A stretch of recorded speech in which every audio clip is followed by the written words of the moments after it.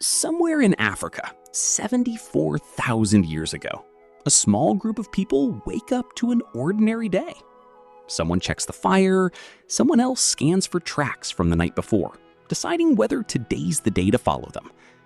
Nobody in that group has any idea that on the other side of the world, the ground is about to do something no human being has ever witnessed and lived to describe. Thousands of miles away, on an island we now call Sumatra, a volcano is about to erupt on a scale that's almost impossible to picture. Not a big eruption, the biggest one the planet has seen in 2.5 million years. When it goes off, it doesn't just blow its top the way most volcanoes do.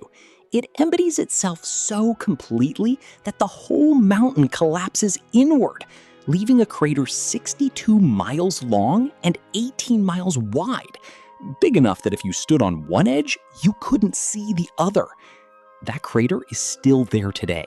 We call it Lake Toba. The island sitting in the middle of it, Samosir, is solid rock that got pushed back up from underneath after the collapse.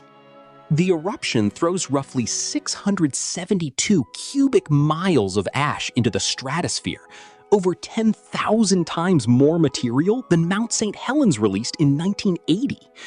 The ash doesn't stay local. Wind carries it across the Indian Ocean, over India, over the Arabian Sea, as far as East Africa. In places closest to the eruption, it falls like snow, burying the ground under 6 inches of debris. Picture it happening in real time. The sky doesn't go dark all at once. It happens over days, then weeks, as fine ash drifts down like a slow, endless snowfall that never melts. Water holes turn to gray sludge. The plants animals depend on get smothered under a layer of grit. And somewhere in Africa, thousands of miles from the volcano itself, people who have never heard the word eruption start noticing that something about the world has quietly, permanently changed. For decades, scientists told one version of what happened next. Ash and sulfur blasted into the stratosphere, blocked out the sun. Global temperatures dropped for years. Plants died back. The animals that depended on those plants died with them. And the small, scattered bands of humans who depended on those animals were pushed to the edge of extinction. Some researchers went further, using ancient DNA to argue our entire species was squeezed down to as few as 10,000 breeding adults, a bottleneck so narrow that every single person alive today would be descended from that one surviving population. Humanity, the story went, nearly ended on the shore of a volcanic crater in Indonesia. And the theory had a second half, too. The handful of survivors who made it through supposedly had to get smarter and more socially connected just to endure it. And that pressure was what allowed their descendants to later spread out of Africa and across Asia, Europe, and Australia within the next 20 or 30,000 years. It's a good story. It's also, it turns out, mostly wrong. That version held for close to 30 years, largely because it was built from models and climate projections, rather than anything dug out of the ground. Then archaeologists started actually checking, not simulating what the ash cloud should have done, but excavating the exact layers of dirt where people were living when Toba erupted. What they found didn't match the extinction story at all. In South Africa, at a site called Pinnacle Point, researchers found microscopic volcanic glass from Toba sitting in the middle of an unbroken record of human occupation, before the eruption, during it, and after. If Toba had wiped people out there, there would be a gap in that record. There isn't one.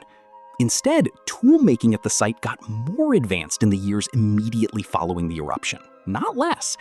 Some of the tools recovered from the layers right after the ash settled show techniques that hadn't shown up before.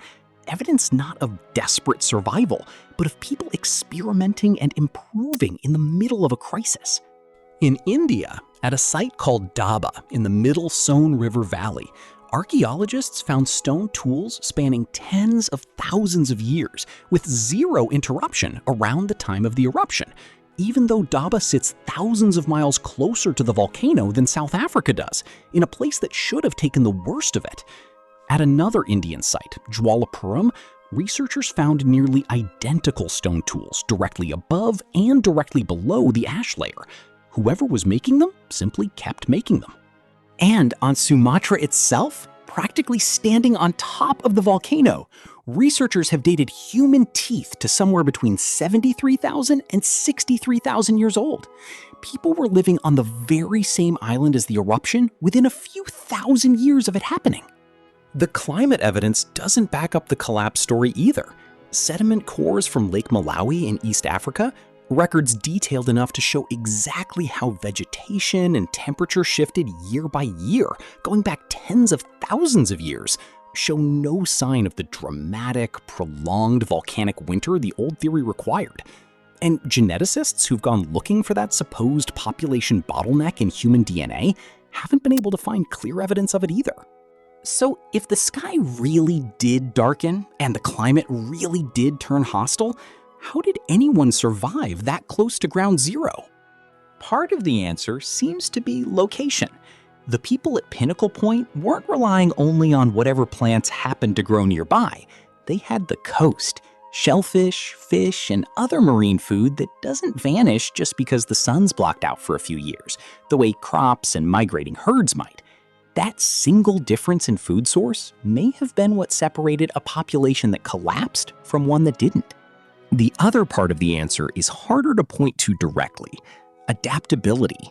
These weren't animals locked into one narrow survival strategy. They were tool makers and planners, already flexible enough, 74,000 years ago, to shift what they were doing the moment their environment changed overnight.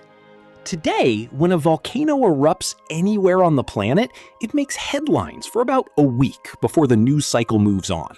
We've got satellites tracking the ash, planes rerouted within hours, and enough stored food that one bad growing season doesn't threaten us as a species. None of that existed 74,000 years ago. A handful of small, scattered groups with nothing but fire, stone tools, and each other lived through the single largest volcanic event our species has ever faced.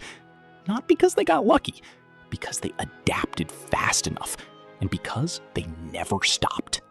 Every person alive today is a descendant of the people who made it through that, which means the ability to adapt when everything falls apart isn't something we picked up recently.